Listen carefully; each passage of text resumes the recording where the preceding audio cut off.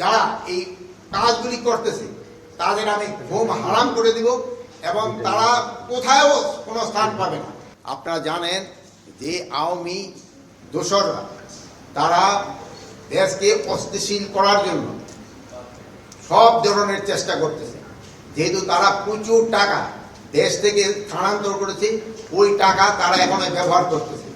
এই টাকা ব্যবহার করে দেশকে একটা অস্থিতিশীল পরিস্থিতি করার চেষ্টা করতেছে। আমরা এইটা কোনো অবস্থায় করতে দিব না। আমরা যেভাবে হোক এটা প্রতিহত করব। দিনে রাত্রে যেখানে আমাদের বাহিনীর প্রয়োজন হবে তারা সেখানে যাবে এবং এখানে প্রতিহত করবে।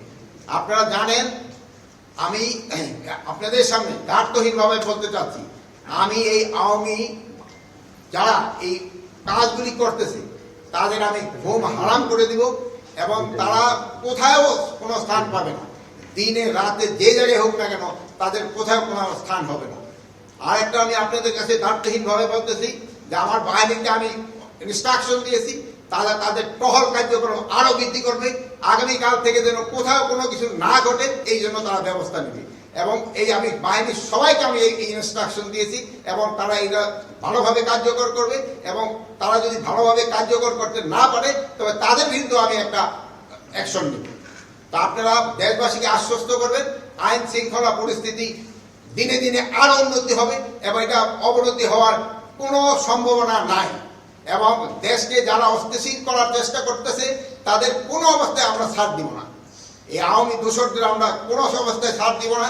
তাদের কাছে প্রচুর টাকা আছে, এই টাকা তারা বিভিন্ন জনের মধ্যে বিভিন্নভাবে ছড়াচ্ছে এবং দেশে একটা অস্থিতিশীল পরিস্থিতি করার চেষ্টা করতেছে, কিন্তু তারা কোনো অবস্থায় সাকসেস হবে না।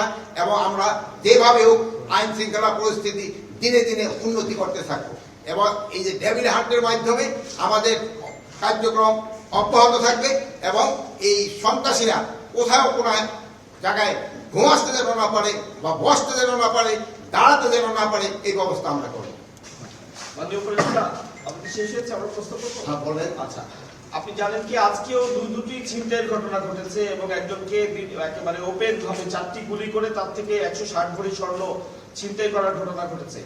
এগুলোর পেছনে কি আপনি সে আওয়ামী দোসরদেরই দেখছেন না অন্য কেউ এই সুযোগটি নিয়ে এই কাজটি করছে, কি মনে করছে? এই যে ওই দোসরটাই বেশি জড়িত। এই যে এলাকাটা হলো বনশ্রী এলাকা, যে এই ঘটনাটা ঘটছে এটা আমার নজরে আছে। এখানে ওই জায়গায় যে আমার আইন শৃঙ্খলা বাহিনী যারা লোক আছে, আমি তাদেরও যদি কোনো গাফিলতি থাকে আমি তাদেরও আইনের আওতায় আনবো।